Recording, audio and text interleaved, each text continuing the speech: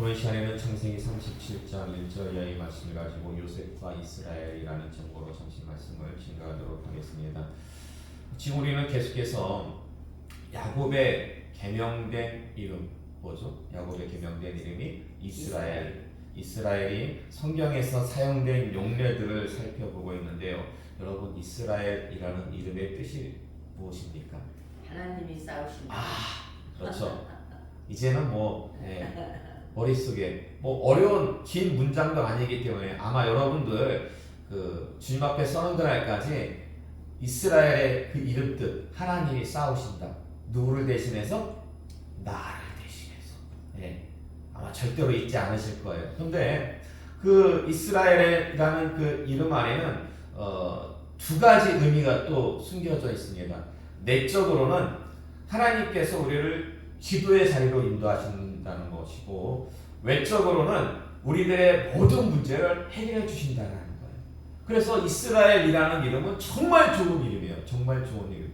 근데 문제는 뭐냐면은 하나님께서 야곱에게 이스라엘이라는 이름을 주신 후에도 성경은 계속해서 야곱과 이스라엘이라는 이름을 어떻게 사용해요? 번갈아서 사용한다는 거예요. 왜 번갈아서 사용하는 것일까? 그걸 이렇게 제가 연구를 좀 해보니까 나름의 패턴이 있음을 발견했습니다. 칠판을 보시면은 지금 우리가 성경 안에 있는 이스라엘 그 이름 쓰여진 패턴을 보니까 첫 번째는 야곱의 성화와 관련해 가지고 이스라엘이라는 이름이 쓰여졌습니다. 야곱이 20년 만에 가나안 땅에 돌아오는데 곧장 베델로 올라가지 않죠. 10년을 뭉기적 거려요. 그래서 하나님으로부터 얻은 말씀입니다.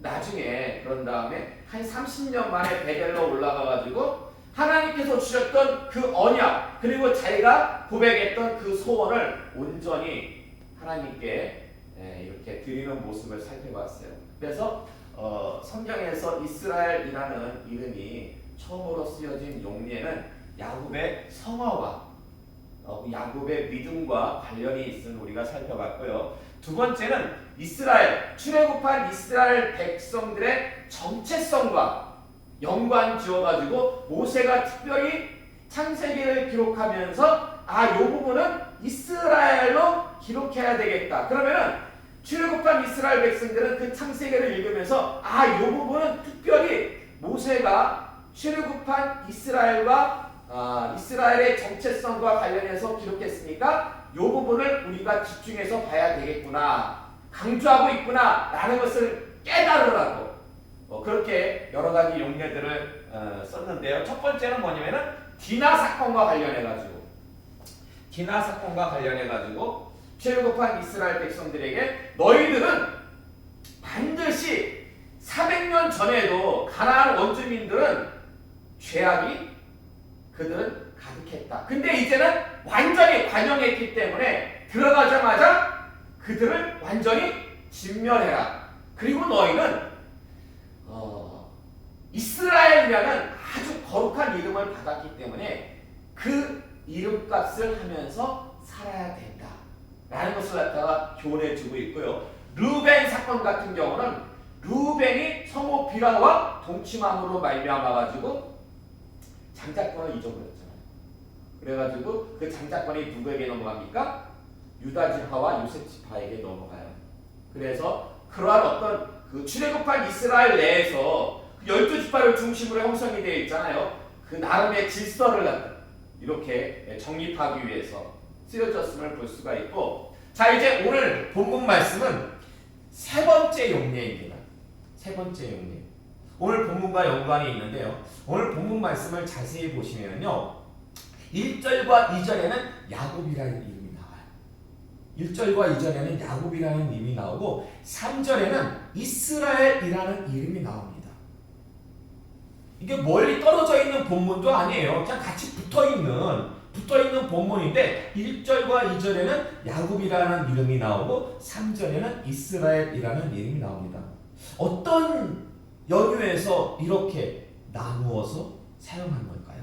쓴 걸까요? 여러분, 창세기 37장 13절에서 14절의 말씀 볼까요? 자, 추후 참고하시기 바랍니다. 창세기 37장 13절에서 14절의 말씀 우리 함께 봉독하겠습니다. 이스라엘이 요셉에게 이르되 네 형들이 세겜에서 양을 치지 아니하느냐 너를 그들에게로 보내리라. 요셉이 아버지에게 대답하게 내가 그리하겠나이다. 이스라엘이 그에게 이르되 가서 내 형들과 양떼가 다 잘 있는지를 보고 돌아와 내게 말하라 하고 그를 헤브론 골짜기에서 보내니 그가 세겜으로 가니라. 아멘. 자, 이 본문 말씀에는요 지금 야곱이라는 이름이 안 나와요. 전부 이스라엘이라고 나옵니다. 그러니까 오늘 본문 3절에도 이스라엘이라는 이름이 나오고 지금 방금 우리가 공독한 13절과 14절에도 이스라엘이라는 이름이 나오는데요. 둘 다 같은 용례로 쓰여졌기 때문에 이스라엘이라는 이름으로 쓰여진 겁니다. 그러면 어떤 공통점이 있는 것 같습니까? 오늘 본문 3절 말씀 다시 보시면은요. 예? 오늘 본문 3절 말씀 보면은 요셉은 노년에 얻은 아들이므로 이스라엘이 야곱이라고 안 하고 있죠? 이스라엘이 그의 여덟 아들보다 그를 더 사랑함으로. 그리고 방금 우리가 공독한 창세기 37장 13절의 말씀 보면은요. 첫 번째부터 이스라엘이 나와요. 이스라엘이 요셉에게 이르되. 그리고 14절에도 보면은 이스라엘이 그에게 이르되. 여러분 어떤 공통점이 있는 것 같습니까? 어떤 공통점이? 사실요 창세기에서 야곱이 요셉과 대화를 한다든지 아니면은 야곱이 요셉에게 어떠한 표현을 한다든지 어떤 액션을 한다든지 이렇게 야곱이 요셉과 직접적으로 연관된 모든 모습은요 이스라엘이라는 이름으로 쓰여졌습니다. 그러니까 세 번째는 요셉과 관련된 거죠. 야곱이 요셉과 대화하는 모든 장면에는 야곱이라는 이름이 한 번도 안 나와요. 전부 다 이스라엘이라는 이름으로 나옵니다. 그리고 야곱이 요셉을 다른 형제들보다 더 사랑했잖아요. 이렇게 어떤 사랑한다라든지 더 아낀다라든지 이런 마음의 표현을 할 때는 전부 다 야곱이 아니라 이스라엘로 나온다라는 것입니다. 그래서 오늘 본문 말씀 다시 한번 보세요. 오늘 본문 1절과 2절 말씀 보시면요. 오늘 본문 1절 말씀 보면은 야곱이 가나안 땅 곧 그의 아버지가 거류하던 땅에 거주하였으니 여기는 요셉과 관련된 말씀이 전혀 아니죠. 그리고 2절 말씀도 보면은 야곱의 족보는 이러하니라. 지금 족보 얘기하고 있죠. 요셉과 관련된 얘기하고 있지 않잖아요. 예. 그런데 3절 말씀 보면은 요셉은 노년에 얻은 아들이므로 이스라엘이 여기 또 이스라엘이잖아요. 왜 이스라엘이냐? 여러 아들들보다 요셉을 어찌함으로? 더 사랑함으로. 예. 그래서 모세는요 지금 창세기를 기록하면서 야곱이 요셉과 대화를 한다든지 아니면 야곱이 요셉을 좀 더 끔찍히 생각하는 어떤 표현을 했을 때는 전부 다 이스라엘이라는 이름으로 성경은 기록하고 있다라는 것입니다. 그리고 창세기 47장 28절 이하의 말씀 볼까요? 창세기 47장 28절 이하의 말씀 우리 함께 봉독하겠습니다. 야곱이 애굽 땅에 17년을 거주하였으니 그의 나이가 147세라. 이스라엘이 죽을 날이 가까움에 그의 아들 요셉을 불러 그에게 이르되 이제 내가 내게 은혜를 입었거든 청하노니 내 손을 내 허벅지 아래에 놓고 인애와 성실함으로 내게 행하여 애굽의 나를 장사하지 아니하도록 하라. 야곱이 또 이르되 내게 맹세하라 하매 그가 맹세하니 이스라엘이 침상머리에서 하나님께 경배하니라. 아멘. 자, 그러니까 여기 말씀도요 보면 28절 말씀 야곱이 애굽 땅에 17년을 거주하니 그의 나이가 147세라. 이제 147세에 야곱은 죽거든요. 근데 여기도 보면은 왜 야곱이라고 썼을까요? 지금 요셉과 관련해가지고 대화하는 것도 없고 요셉과 관련해가지고 어떤 표현하는 것도 없잖아요. 그래가지고 그냥 이거는 야곱이에요. 근데 29절의 말씀 보면은 이스라엘이 죽을 날이 가까우면 여기서 갑자기 이스라엘로 쓰여요. 왜일까요? 바로 이어서 그의 아들 누구를 불러? 요셉을 부르잖아요. 예? 지금 요셉을 불러가지고 그에게 이르되 하면서 요셉과 대화하는 장면이에요. 요셉과 대화하는 장면이기 때문에 여기에는 이스라엘이라는 이름을 사용하고 있다라는 것입니다. 아니 목사님 그러면은 31절 보면은 야곱이 또 이르되 내게 맹세하라 하매 그가 맹세하니 이스라엘이 침상머리에서 하나님께 경배하니라. 지금 야곱하고 요셉하고 대화하는 장면이거든요. 대화하는 장면인데 31절에서는 누가 이르되? 야곱이 이르되. 아니 목사님 여기 대화하는 장면이면 이스라엘로 기록해야 되는데 왜 여기서는 야곱이라고 기록을 했습니까? 왜 그런 것 같습니까 여러분? 모세가 착각을 했거나 모세가 실수했거나 그래서 여기는 야곱이라고 했던 걸까요? 아니에요. 모세는 착각하거나 실수하지 않았어요. 원어적으로 보면 31절에 야곱이라는 단어가 안 나와요. 그냥 그라는 단어가 나와요. 예. 그가 또 이르되 내게 맹세하라. 그러니까 영어로는 he, 그냥 그예요. 야곱이라는 이름이 안 나와요. 그래서 이거는 번역할 때 우리나라 사람들이 번역할 때 그냥 그가 야곱이기 때문에 이런 패턴을 모르기 때문에 그냥 야곱이라고 기록을 했던 것입니다. 예. 자, 어쨌든 여기서 중요한 것은 지금 모세가 창세기를 기록하면서 요셉과 관련해가지고 야곱이 요셉과 관련해가지고 대화를 한다든지 어떤 표현을 갖다가 나타낼 때는 전부 다 이스라엘이라고 그렇게 표기를 했다라는 것입니다. 자 그러면은 지금 요셉과 관련해서 그렇게 표기한 것 전부 다 이스라엘의 출애굽한 이스라엘의 정체성과 관련이 있는데 그러면 어떤 의미에서 그렇게 야곱이 요셉에게 대화를 한다든지 표현한다라는 것을 이스라엘로 적은 것은 출애굽한 이스라엘의 정체성과 무슨 연관이 있는 걸까? 출애굽한 이스라엘과 무슨 연관이 있는 걸까? 사실 그 출애굽한 이스라엘의 정체성과 관련해 가지고요. 모세가 창세기에서 밝히고 싶은 것은 왜 430년 전에 야곱이 애굽으로 이주했어야만 했는가 하는 거예요. 지금 출애굽한 이스라엘 백성들에게 있어가지고 야곱 이 얘기는 벌써 400년 전의 일이에요. 근데 그것을 모세가 기록하면서 특별히 이스라엘이라는 이름을 용례들을 써가면서 이렇게 기록한 이유는 왜 430년 전에 야곱이 애굽으로 이주했어야만 했는가 하는 것을 갖다가 밝히기 위함인데요. 여러분, 애굽으로 이주한 가장 큰 원인이 뭡니까? 야곱이 애굽으로 이주한 가장 큰 원인이 뭐예요? 가장 큰. 우리가 일반적으로 생각할 때는 그 땅에 무엇이 들었기 때문에? 기근이 들었기 때문이라고 생각할 수 있는데 그렇지가 않아요. 여러분 보세요. 만약에 기근이 원인이라면 기근하고 출애굽한 이스라엘 백성들의 정체성하고 뭔 상관이 있습니까, 여러분? 상관이 있어요, 없어요? 이게요, 아무리 생각해도 출애굽한 이스라엘 백성들의 정체성하고 이 기근하고는 별 상관이 없어요. 그러면 출애굽한 이스라엘 백성들에게 왜 야곱이 430년 전에 애굽으로 이주했어야만 했는가 하는 그 원인에 대해서 지금 모세는요 좀 더 하나님 말씀 안에서 집중해가지고 그냥 겉으로 드러난 어떤 기근이 아니라 좀 더 그 하나님과 관련된 말씀을 집중해서 강조하고 있는데요. 여러분 창세기 15장 13절 이하의 말씀 볼까요?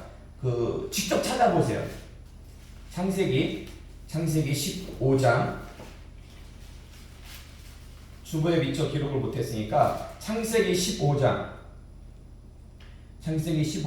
13절에서 16절의 말씀. 창세기 15장 13절에서 16절의 말씀 우리 함께 공독하겠습니다. 시작. 여호와께서 아브라함에게 이르시되 너는 반드시 알라 내 자손이 이방에서 객이 되어 그들을 섬기겠고 그들은 400년 동안 내 자손을 괴롭히리니 그들이 섬기는 나라를 내가 징벌할지며 그 후에 내 자손이 큰 재물을 이끌고 나오리라.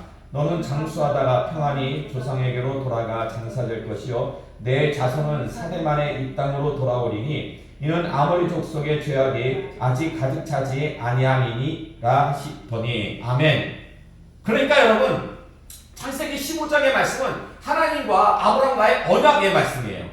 특별히 유명한 그 횃불 언약의 말씀인데 이제 하나님께서 분명히 말씀하시기를 내 자손은 이방의 객이 되어가지고 400년 동안 그들을 섬기다가 다시금 이 땅으로 돌아올 것이다. 분명히 말씀해 주셨다라는 것입니다. 자, 그래서 이제 그 언약이 이루어지게 됐어요. 근데 특별히 하나님께서는 아브라함의 자손 중에서 누구를 들어서 쓰십니까? 이 언약을 이루기까지? 특별히? 아니 단순히 요셉만 아니죠. 야곱과 요셉. 왜냐면 요셉이 아무리 총리가 돼가지고 부모님을 글로 모시고 애국으로 모시고자 해도 지금 가장은 야곱이잖아요. 아이 내가 이 나이에 가서 뭐하냐. 그냥 자녀들만 보낸다지. 나 안 갈란다. 난 그냥 살란다. 그 반대하면은 안 되는 거예요. 그렇기 때문에 특별히 하나님께서는 지금 야곱과 요셉을 들어가지고 아브라함에게 하셨던 그 언약을 지금 이루고 계신다라는 것입니다. 그래서 지금 모세는 창세기를 기록하면서요. 창세기를 기록하면서 이 출애굽한 이스라엘 백성들 너희가 왜 400년 전에 이 애굽 땅에 온 이유는 뭐냐? 그건 하나님의 언약에 근거한 거다. 하나님의 언약에 근거하고 너희가 지금 출애굽하는 것도 하나님께서 아브라함에게 이방에서 400년 동안 그들을 섬길 것이다.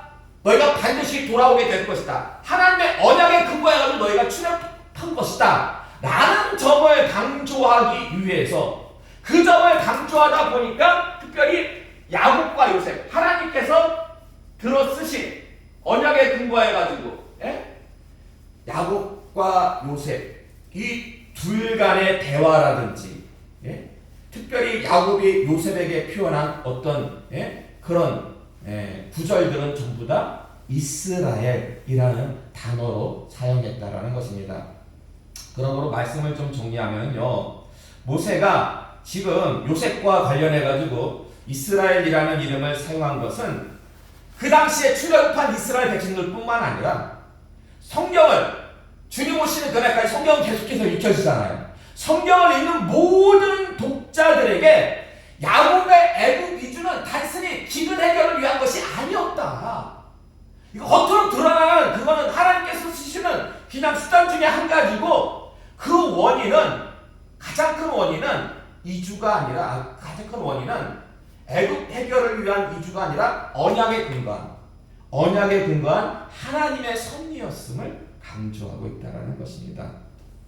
자, 그리고 이런 모습은요 이스라엘에 사용된 네 번째 용례에서도 찾아볼 수 있는데요. 창세기 42장 5절의 말씀 볼까요? 중고 참고하시기 바랍니다. 중간쯤에 있어요. 창세기 42장 5절의 말씀 함께 공독하겠습니다. 시작. 이스라엘의 아들들이 양식 사러 간 자 중에 있으니 가나안 땅에 기근이 있음이라. 아멘. 자, 지금 성경을 보면요 성경은 야곱의 아들들을 누구의 아들이라고 기록하고 있어요? 이스라엘의 아들들. 근데 이 창세기 말씀을 보면은요 어느 시점을 기준으로 해가지고 이 전에는 야곱의 아들들이라고 되어 있고 그리고 그 시점 지나면은 이스라엘의 아들들이라고 그렇게 성경은 기록하고 있습니다. 어느 시점을 중심으로 해가지고 그러니까 창세기에는 둘 다 나와요. 야곱의 아들들도 나오고 이스라엘의 아들들도 나오는데 어느 시점이 이전에는 다 야곱의 아들들 시점이 딱 지나면 전부 다 이스라엘의 아들들이라고 기록하고 있는데 그 시점이 언제일 것 같습니까? 그 시점이 언제냐면 바로 애굽으로 양식 사러 내려간 때입니다. 애굽으로 이스라엘의 아들들 이라는 표현이 애굽으로 양식 사러 내려간 때를 기준으로 해가지고 이전에는 야곱의 아들들, 이후에는 이스라엘의 아들들. 그럼 왜 애굽으로 양식을 사러 간 때가 기준점이 되었을까? 그거는요, 양식 사러 간 것 자체가 중요한 것이 아니라 애굽으로 내려갔다는 것 중요한 거예요. 이 모든 것들이 결국 나중에 애굽에 이주하게 되는 그 모든 배경이 되잖아요. 그래서 이 모든 일들은 언약에 근거한 하나님의 섭리임을, 애굽으로 이주하게 되는 그 모든 섭리임을 은연중에 강조하고 있다라는 것입니다. 그래서 지금 모세는요, 언약에 근거한 야곱의 애굽 이주, 이 둘 다 애굽 이주와 관련이 있어요. 이거는 여기에 대해서는 이스라엘이라는 이름을 사용하고 있는데요. 창세기 50장 12절에서 13절의 말씀 볼까요? 창세기 50장 12절에서 13절의 말씀 함께 분도하겠습니다. 야곱의 아들들이 아버지가 그들에게 명령한 대로 그를 위해 따라 행하여 그를 가나안 땅으로 메어다가 마므레아 막벨라 밭 굴에 장사하였으니 이는 아브라함이 헷 족속 에브론에게 밭과 함께 사서 매장지를 삼은 곳이더라. 아멘. 자, 본문 말씀은 애굽으로 이주한 후에 야곱이 거기서 죽어요. 147세를 살고, 그래서 그 장래에 관한 말씀인데, 조금 제가 그랬잖아요. 애굽에 내려간 때를 기준으로 해가지고, 그 이후로는 이스라엘의 아들들이라고 얘기한다고 했잖아요. 그 이후로는. 근데 지금 방금 우리가 공독한 창세기 50장의 말씀 보니까 거기 1절의 말씀, 그 장면을 들으면서 누구의 아들들이라고 나옵니까? 야곱의 아들들. 아니 왜 여기에 야곱의 아들들이라는 이름이 나오는 걸까요? 기준점으로 이후로 해가지고는 이스라엘의 아들들이라고 기록을 해야 되잖아요. 그럼 왜 여기에는 야곱의 아들들이라고 나오는 것입니까? 여기서 그 모세가 또 누락한 건가? 실수한 건가? 그렇지가 않죠. 이 부분도 번역이 잘못된 거예요. 번역이.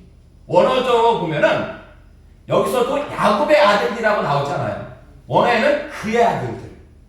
그의 아들들인데 번역하면서 우리나라 성경이 번역하면서 왜냐? 이런 패턴을 모르니까. 이런 패턴을 알면은 그 모세의 정확한 의도로 알면은 모세의 의도로 알면은 이스라엘의 아들들이라고 기록을 해야 되는데 이걸 모르니까 야곱의 아들들.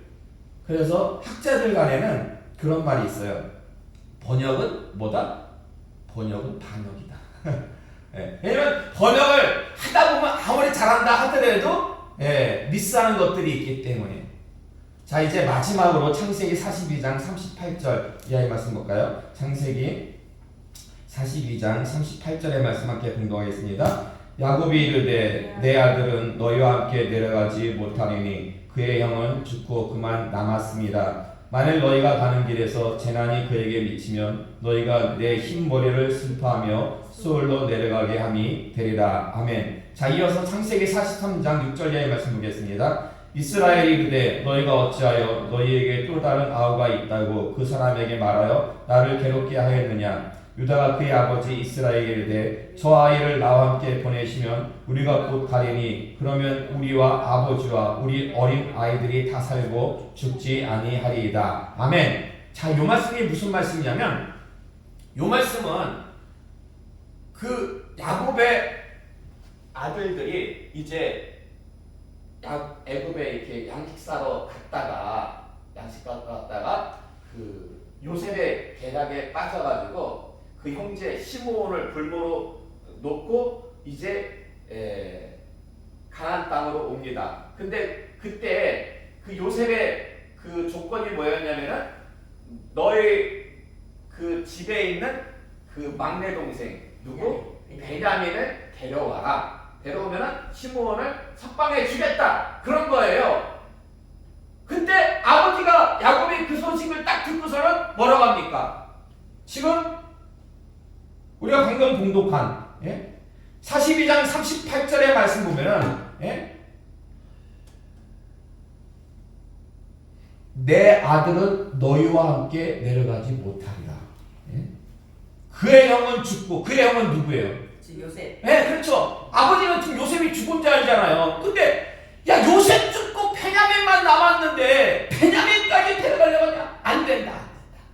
네. 근데 사가지고 온 양식이 다 떨어지죠. 예, 다 떨어지죠. 예. 그래서 그 43장 6절 이하의 말씀을 보면은 그때 유다가 나서가지고 아버지 안 가면은 우리 다 죽어요. 예?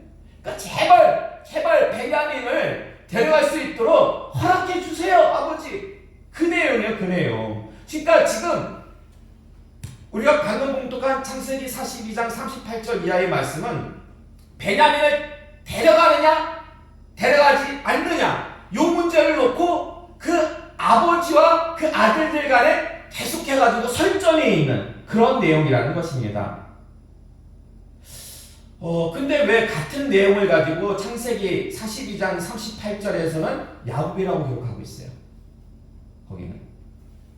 그죠? 창세기 42장 38절에서는 누가 이르되? 야곱이 이르되 내 아들은 베냐민은 너희와 함께 내려가지 못하리니. 자, 근데 같은 내용인데 창세기 43장 6절 말씀 보면은 누가 이르되? 이스라엘이 이르되 이렇게 얘기하고 있습니다. 그럼 왜 같은 내용인데 창세기 42장에서는 야곱이라고 기록하고 있고 창세기 43장에서는 이스라엘이라고 기록하고 있는 걸까요? 이게요, 같은 내용이라도 의미가 좀 다릅니다. 창세기 42장은요 야곱이 끝까지 주장하는 거예요. 이때는 양식을 사갖고 온 직후였어요. 그래서 절대로 베냐민 너희랑 같이 못 보낸다. 근데 창세기 43장은 사가지고 온 양식이 다 떨어진 직후였어요. 어쩔 수 없어요. 그래서 그때는 자기 고집을 어떻게 해야 돼요? 내려놓을 수밖에 없는 거죠. 꺾을 수밖에 없는 거죠. 그래서 창세기 43장 14절 이하의 말씀 볼까요? 창세기 43장 14절 이하의 말씀 함께 공독하겠습니다. 내 아우도 데리고 떠나 다시 그 사람에게로 가라. 전능하신 하나님께서 그 사람 앞에서 너에게 은혜를 베푸사 그 사람으로 너희 다른 형제와 베냐민을 돌려보내게 하시기를 원하노라. 내가 자식을 잃게 되면 이르리로다. 아멘. 자, 창세기 43장에서 지금 보면은 야곱이 다 자기의 고집을 내려놓고 마지막에 최후로 한 고백이 무엇입니까? 내가 자식을 잃게 되면 이르리로다. 자식을 잃게 되면 이르리로다. 예. 그래서 지금 마지막 용례는 베냐민과 관련된. 근데 이것도 보면은 요 3번부터 5번까지는 전부 다 언약에 근거한 애굽 이주와 관련된 사건들이에요. 언약과 관련된 애굽 이주. 근데 특별히 5번 같은 경우는 무엇과도 연관이 있냐? 야곱의 성화와도 관련이 있어요. 야곱의 성화. 그러니까 이때가 야곱 130세 때였어요. 야곱 130세. 그러니까 야곱은요 130이 되도록 고작 자기 주장 내려놓지 못했어요. 참 진짜 고집센 늙은이. 네? 그러다가 마지막에는 전부 다 내려놓게 되죠. 그러면서 했던 고백이 뭐라고요? 이르면 이르리로다. 이렇게 되면 이르리로다. 네. 교련의 말씀을 드리도록 하겠습니다. 이렇게 성경을 보면은요. 이스라엘이라는 이름의 패턴은 이렇게 해서 쓰임을 갖다가 볼 수가 있습니다. 그러니까 모세가 의도적으로 야곱이 개명된 이후 이스라엘로 개명된 이후에도 굳이 야곱이라는 이름을 번갈아 쓰면서 이스라엘 이름을 갖다가 쓸 때는 특별히 이런 용례들이 있을 때 썼음을 알 수가 있는데. 더 이상 새로운 패턴은 없습니다. 근데 저는 말씀을 이렇게 준비하다가 그런 생각이 들더라고요. 야, 하나님은 왜 이렇게까지 야곱을 성화시킨 걸까? 왜 이렇게까지 야곱을 성화시킨 걸까? 그러니까 이때 베냐민을 데려가라. 내가 자식을 잃게 되면 이리로다. 그때 그 야곱의 심정이 어떻겠습니까? 모든 식구들이 죽는 것보다 또 낫잖아요. 그러니까. 그렇죠. 근데 어떻게 보면은 이때 그 야곱의 심정은 아마 야곱의 인생 가운데 탑3 안에 들었을 것 같아요. 정말 가장 어떤 절망적인, 어떻게 보면 그리고 가장 그 뭐라고 할까요? 나이가 많았을 때, 130대, 젊었을 때 어떤 뭐 약복강 사건이라든지 뭐 그런 것들이 아니라 이제는 완전 노년인데 그때, 그러니까 그때까지 하나님께서 몰고 가신 거예요. 예? 이런 고백할 수 없을 정도로 그런 지점까지 하나님께서는 몰고 가셨는데 여러분, 죽으면 죽으리이다. 누가 한 고백이에요? 에스더가 고백. 죽으면 죽으리이다. 그래서 에스더가 죽었어요, 안 죽었어요? 안 죽었어요. 그렇죠.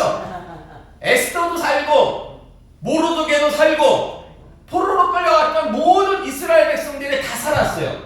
자, 야곱의 고백이 뭐예요? 야곱의 고백, 잃으면 잃으리로다. 그래서 잃었어요? 안 잃었죠. 잃지 않고 오히려 죽은 줄 알았던 누구까지? 요새까지 되찾았어요. 죽은 줄 알았던 요새까지. 자, 보세요. 에스더의 고백이 있기까지. 에스더는 정말 자기 목숨 내걸고 한 행동이었어요. 에스더의 고백이 있기까지. 야곱의 고백이 있기까지. 예?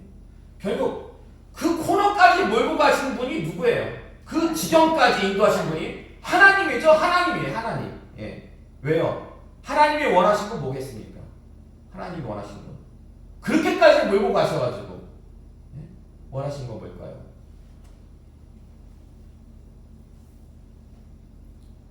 다 내려놓고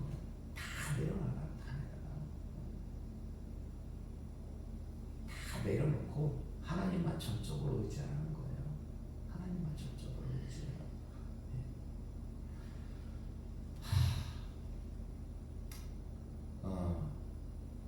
이게요. 제가 이렇게 창세기를 보면서 깨달은 게 뭐냐면은 빨리 내려놓을수록 남은 인생이 편해요. 빨리 내려놓을수록. 여러분, 요셉이 몇 세까지 살았는지 아십니까? 요셉이 110세까지 살았어요. 요셉이 110세까지 살았어요. 요셉의 아버지 야곱은 147세까지 살았어요. 누가 더 오래 살았어요? 아버지가 더 오래 살았죠. 그래서 겉으로 보면은 야, 아버지가 더 오래 살았으니까 아버지가 더 좋았겠다 싶지만은 그렇지가 않아요. 야곱이 자기의 모든 것을 다 내려놓기까지 예? 몇 년 걸렸어요? 130년 걸렸어요. 자기의 모든 것을 하나님 앞에 다 내려놓기까지. 그래서 어떻게 보면 정말 야곱이 그 성숙한 신앙 가지고 나름의 그 평안한 삶을 누린 것은 몇 년? 이런 몇 년이에요? 17년밖에 안 돼요. 근데 여러분 보세요. 요셉은 몇 살에 총리가 됐어요? 30에 총리가 됐어요. 그 나중에 형들을 갖다가 만났을 때 다음 시간에 좀 더 살펴보겠지만은 형들을 꾸짖하지 않았어요. 꾸짖지 않고 이해하고 용서하고 사랑했어요. 이 모든 것은 다 하나님께서 하나님 뜻 가운데에서. 그러니까 요셉은요 17살에 팔려가거든요. 그래서 13년 동안 정말 바닥 밑에 바닥을 맛봐요. 그리고 하나님의 놀라운 은혜로 감옥에서 종살이하던 자가 애굽의 총리가 돼요. 네. 그래서 몇 년? 그럼 110에서 30 빼면은 몇 년? 80년. 네? 그러니까 아버지보다는 적게 살았지만은 적게 살았지만은 아버지보다 훨씬 더 많이 누리면서 살. 그렇죠. 누리면서. 누가 더 행복한 거야? 누가 더 행복한 거야? 요셉이 더 행복한 거죠. 네. 근데 보니까 다 똑같아. 아브라함도 그렇고 이삭도 다 그래요. 보니까. 근데 그게요. 그분들만 그런 게 아니라 우리도 다 똑같아요. 우리도 다 똑같아요. 그래서요. 이스라엘 백성들은 하나님께서 이 창세기를 통해 가지고 너희들 빨리 내려놔라. 너희들 빨리 내려놓을수록 너희가 편안한 삶을 살 수가 있다. 야곱 봐라. 끝까지 쥐고서는 하나님을 더 의지하기보다는 자기 주장과 자기 고집 가지고 주장하다가 늙어가게. 그러면 안 되죠. 근데 이게 또 교회적으로 보면은 우리 교회 현실도 별로 다르지가 않은 것 같아요. 보세요. 죽으면 죽으리라. 잃으면 잃으리라. 다 마지막 막다른 골목에서 하는 고백이에요. 이때는요 답이 없어요. 답이 없어요. 요셉이 감옥에 있을 때도 답이 없어요. 야곱이 베냐민 보내면서도 답이 없어요. 하나님 빼고는 답이 없어요. 하나님 빼고는. 예? 지금 우리 교회도 제가 볼 때는요 하나님 빼고는 답이 없어요. 근데 중요한 거는 누가 이 지경까지 인도하신 거예요? 하나님이요. 하나님이 이 지경까지 인도하셨다라는 거예요. 왜요? 하나님께서 왜 우리에게 이런 지경을 인도하신 걸까요?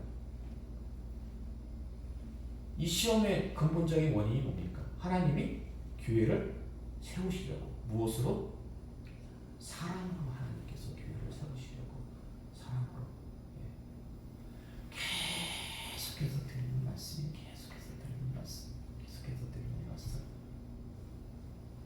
우리가 그래서 우리 마음 가운데에 사랑이 충만하면요, 제가 볼 때 이 시험은 끝날 것 같아요.